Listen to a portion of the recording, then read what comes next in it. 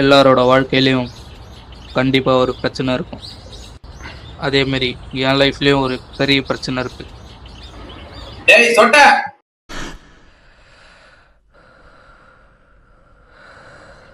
இப்போ புரிஞ்சிருக்கும் எனக்கு என்ன பிரச்சனைன்னு. வாங்க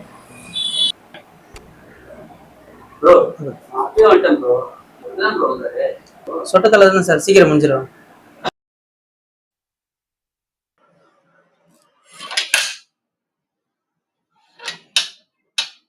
என்னடா இப்பதான் போனேன், அதுக்குள்ள வந்துட்ட?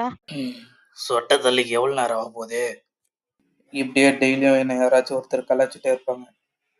என்னடா வாழ்க்கை தோணும். ஆனா அன்னைக்கு ஒரு நாள்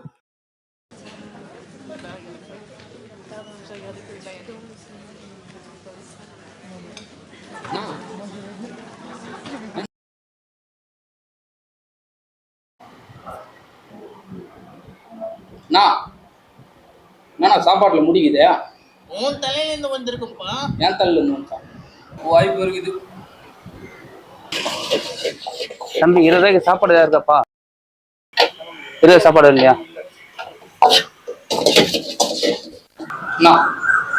இதை பார்சல் பண்றேன்.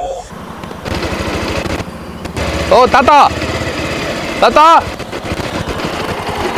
என்னப்பா? யாருப்பா அது? சாப்பாடு கேட்டியா? நான் உனக்கு கேட்கவே இல்லையப்பா. நான் தான் ஹோட்டல்ல பார்த்தேன், சாப்பாடு கேட்டேன். நீ எனக்கு வேணாம்ப்பா, நீ வேணாப்பா.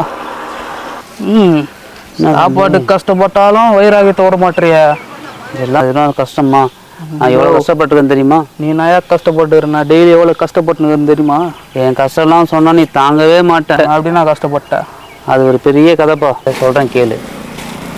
உன் வயசு நான் ராஜா மாதிரி இருந்தேன். அந்த காலகட்டத்தில் நாடக நாகேஷ்னா தெரியாத ஆள் கிடையாது. எங்கள் ட்ரூப்பு நாடகம் போட்டால் எல்லோரும் பார்க்க வருவாங்க. அப்போது சீசன் டைம் இரவு நாடகம் போட்டோம். அது நல்லா ரீச் ஆச்சு.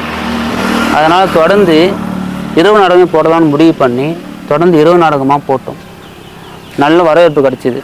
ஆனால் எனக்கு ஓய்வும் இல்லை, தூக்கமும் இல்லை. தொடர்ந்து நடிக்க வேண்டிய கட்டாயம். எல்லா காலகட்டத்தில் என் கண் பார்வை மங்கின மாதிரி எனக்கு நான் ரொம்ப ஃபீல் ஆனேன். அப்புறம் டாக்டரை போய் பார்த்தேன். டாக்டர், உங்கள் கண் பார்வை ரொம்ப வீக்காக இருக்குது, நீங்கள் தொடர்ந்து நாடகம் நடிக்க வேண்டாம், நீங்கள் உங்கள் கண்ணை பார்த்துக்குங்கன்னு சொன்னார். ஆனால் எனக்கு மனசு இல்லை. நம்மளை நம்பி 4 மக்கள் பார்க்குறாங்க. கலைத்துறை நம்ம என்ன செய்ய முடியும்னு நினச்சிட்டு நாடகத்துக்காக நான் என் கண்ணே போனாலும் பரவாயில்ல சொல்லி நடிக்க ஆரம்பித்தேன். எனக்கு பாதி பார்வை தான் இப்போ தெரியுது. அதுக்கப்புறம் என் வாழ்க்கையே முடிஞ்சு போச்சே, சாகலான்னு நினச்சேன். நான் சாகிறதுக்கு எனக்கு தைரியம் இல்லை. சரி, என் கை கால் நல்லா இருக்குன்னு சொல்லிவிட்டு பாட்டு பாடியும் ஃபேன் ஆகட்டும் அப்படியே என் வாழ்க்கையை ஓட்டி சாப்பிட்டுக்கிட்டு இருக்கேன். அப்போ தான் புரிஞ்சுது எல்லார் வாழ்க்கையிலையும் கஷ்டம் இருக்குன்னு. அதெல்லாம் பார்க்கும்போது இந்த மயிரெல்லாம் ஒரு பிரச்சனையும் கிடையாது.